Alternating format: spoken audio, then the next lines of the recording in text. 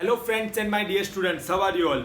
So let's continue with our MDCS chapter 8. आज हमारा day 8 और आज हम लोग डिस्कस करने वाले तीन case number 24, 25 and 26 from your module page number 483 onwards. ठीक है, चले केस नंबर 24 हमारा कौन सा है? General secretary of coal washeries workman workers union Dhanbad versus employers in relation to management of Dugda washery of messrs BCCL.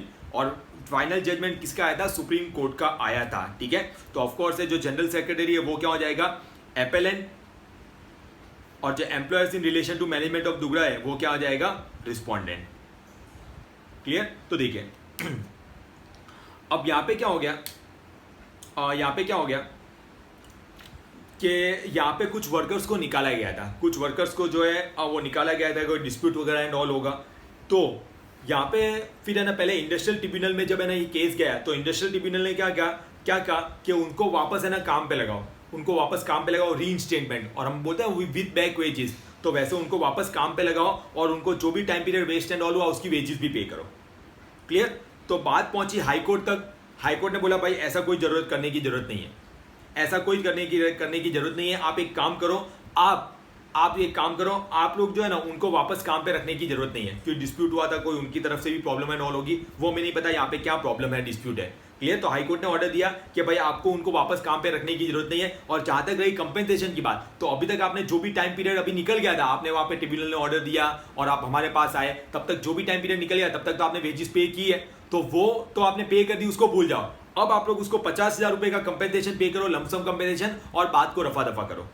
और बात को क्या करो? रफा दफा. इसके खिलाफ जो है वो एम्प्लॉयज वाले जो general secretary and all union जो है वो अपील फाइल करा इन सुप्रीम कोर्ट. और सुप्रीम कोर्ट ने वो अपील को क्या कर दिया है? डिस्पोज ऑफ कर दिया है, डिसमिस कर दिया है. और सुप्रीम कोर्ट ने बोला जो हाई कोर्ट ने ऑर्डर जो दिया है वो एब्सोल्युटली करेक्ट है, इसमें कोई प्रॉब्लम नहीं है. ठीक है, जो division bench of high court ने जो ऑर्डर दिया हुआ है तो है ना उसमें कोई प्रॉब्लम नहीं है. तो चलिए हम लोग पढ़ते हैं इसमें. Industrial dispute act 1947, industrial tribunal award reinstatement and back wages. High Court allows lump sum compensation and reject the reinstatement whether correct held yes. Clear? देखिए, the appellant raised an industrial dispute which was referred to the Central Government Industrial Tribunal at Dhanbad for adjudication. The Industrial Tribunal wide award dated 17 June answered the reference in favor of the appellant and directed the management to reinstate मतलब रखो and regularize the concerned 35 workmen there with effect from 1st July with payment of 30% of full back wages. The High Court on an appeal by the respondent और management affirm the view taken by the tribunal. Sir आपने तो बोला high court ने oppose किया, पहले single जज वाला जो था उन्होंने अपोज किया, उन्होंने भी वही बोला, ट्रिब्यूनल ने जो बोला, फिर डिवीजन बेंच के पास गया. ठीक है, the respondent carries the matter in appeal by way of letter of patent of appeal before the division bench. फिर डिवीजन बेंच ने उनके फेवर में बोला. क्या बोला उन्होंने? कि भाई देखो, the division bench modified the award by refusing the reinstatement and allowing rupees 50,000 compensation in addition to whatever has been paid to the workman. मतलब जो अभी तक पे किया वो तो रहने दो, प्लस 50,000 रुपए और पे कर दो compensation. Hence this appeal by the workman.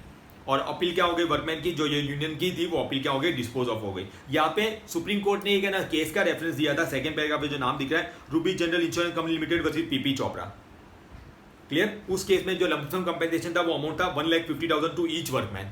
यहाँ पे हमें तो देखना नहीं, यहाँ पे तो सिर्फ वो केस आ गया है. तो आप लोग को एक बात ध्यान में रखना है, आपके एग्जाम में आ जाए तो आपको पता चलना चाहिए ये केस था, और उस केस को लिखते हुए एक्सप्लेनेशन करते हुए आप भी उसका रेफरेंस दे सकते हैं. रीजन में डायरेक्टली लास्ट पैराग्राफ पे आ जाइए. लास्ट पैराग्राफ पे The respondent shall deposit the amount payable in terms of this order to the workman before the Central Government Industrial Tribunal Dhanbad within 3 months from the today, failing of which shall be liable to pay interest thereon at the rate of 10% per annum from today till the amount is deposited or paid to the concerned workman whichever is earlier. ठीक है, 3 महीने के अंदर अंदर पे कर देना, deposit कर देना. नहीं कर पाए तो इंटरेस्ट के साथ पे करना पड़ेगा.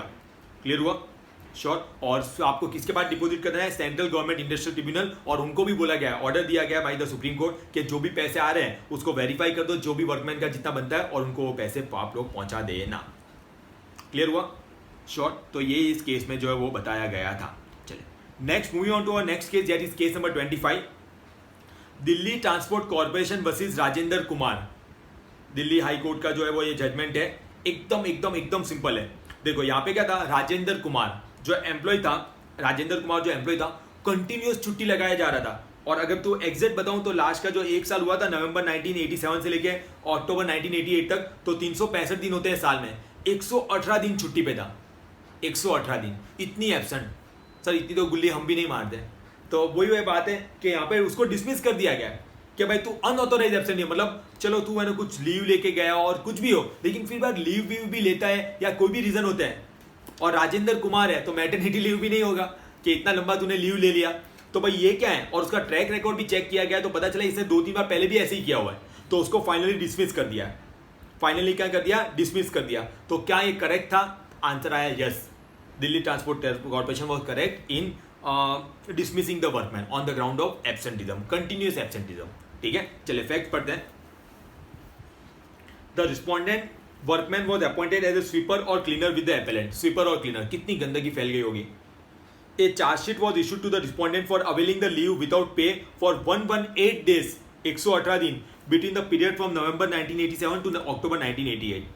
The charge sheet stated that the aforesaid act of the respondent amounted to misconduct. ये misconduct है under the Standing Order Act. ठीक है। The charge sheet also stated that the respondent past record, मैंने बताया past record के बारे में भी, would also be taken into account at the time of passing the order. The past record of the respondent showed that he was punished with the stoppage of 1 increment with cumulative effect on 3 occasions. ठीक है, इसको increment को रोक दिया गया था, ऐसे 3 बार हुआ है for availing the excessive leave, क्योंकि छुट्टी डाला, जितने दिन नहीं आया था उतने दिन तो छुट्टी लगा देता ये। And after holding the disciplinary proceeding the workman was dismiss from service on the ground of absenting without authorise leave. अब तो तूने लीव के लिए भी ऑथोरिटी और मतलब परमिशन वगैरह नहीं मांगी थी। The respondent raise an industrial dispute, 100 चोरी फिर सीना चोरी। भाई गजब है ये employee Rajendra Kumar. The labour court pass an award in favour of the respondent, labour court उससे भी जबरदस्त है भाई, कुछ भी हो जाए हम किसका फेवर लेंगे, हम लेंगे लेबर का ही फेवर लेंगे। इसलिए बात देखो हाई कोर्ट और सुप्रीम कोर्ट तक पहुंचती है इसमें बहुत सारे केस में। The appellant challenge the said award before the high court and the single जज डिसमिस द अपील। सिंगल जज ने again hand this second appeal division bench के सामने। क्लियर, और अपील क्या कर दी गई, अलाउ कर दी गई। अब आप रीजन पढ़ेंगे तो उसमें वापस वो 3 साल का भी ट्रैक रिकॉर्ड एंड ऑल दिया है। फर्स्ट पैराग्राफ देखो, आप अगर पढ़े ना घर पे भी तो आप रीजन में सिर्फ फर्स्ट पैराग्राफ पढ़ लेना और डायरेक्टली फिर नेक्स्ट पेज से लास्ट के 2 पैराग्राफ कंक्लूजन करके दिया ना वो देखो। अब है ना इतनी जब छुट्टी लगाता है, जैसे हम लोग बैच में भी क्या होता है, बहुत बार कोई स्टूडेंट मतलब कंटिन्यूअसली हफ्ते में जितने दिन आता नहीं उतने दिन तो छुट्टी लगाता है, या हर ऑल्टरनेट डेज आता है, 3 दिन में एक बार आता है। तो मतलब हमें क्या मान, हम भी उसको बोलते हैं थोड़े टाइम, फिर हम भी बोलना छोड़ देते हैं भाई इस बंदे का पढ़ाई में मन ही नहीं लगता है। अगर पढ़ाई में मन लगता है तो अपने आप खींचा चला आता, तो उसको बोल बोल के भी कितना बोले। सेम यहाँ पे कंक्लूजन क्या निकाला हाई कोर्ट ने कि भाई जब वो बोलते हैं ना, जब उसका मन ही नहीं है काम करने का तो उसको कितना ही बुला दो, उसको फर्क नहीं पड़ेगा। तो देखो वही यहाँ पे लिखा है, तो आप लोग सिर्फ फर्स्ट पैराग्राफ पढ़ना और फिर डायरेक्टली यहाँ पे आ जाना। Conclusion regarding negligence and lack of interest can be arrived at by looking into the period of absence, more particularly when the same is unauthorised. Burden is on the employee who claim that there was no negligence और lack of interest. तो भाई अब हमें तो यही लग रहा है नेग्लिजेंस है, लापरवाह है तू, अब नहीं है तो तू प्रूव कर, और तुझे इससे काम है, ये काम से प्यार है आप लोगों को, ठीक है, तो आप है ना प्रूव करो, मतलब बर्डन एम्प्लॉय पे आ जाएगा। The tribunal proceeded in all this cases on the basis as if the leave was sanction because of the noted leave without पे।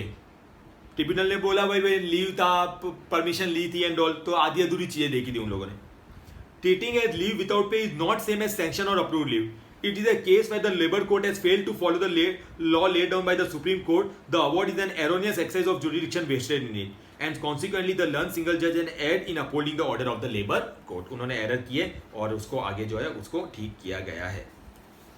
ठीक है, ये जो पीछे सुप्रीम कोर्ट इसलिए आ रहा है क्योंकि देखो सेकंड पैराग्राफ में ना रीजन में डीटीसी वर्सेस सरदार सिंह ऐसे कुछ केस हुआ था जहाँ पे सुप्रीम कोर्ट ने जजमेंट दिया था, तो वो लॉ की बात की जा रही है, तो आप कंफ्यूज मत होना, ये केस सुप्रीम कोर्ट तक नहीं पहुंचा था।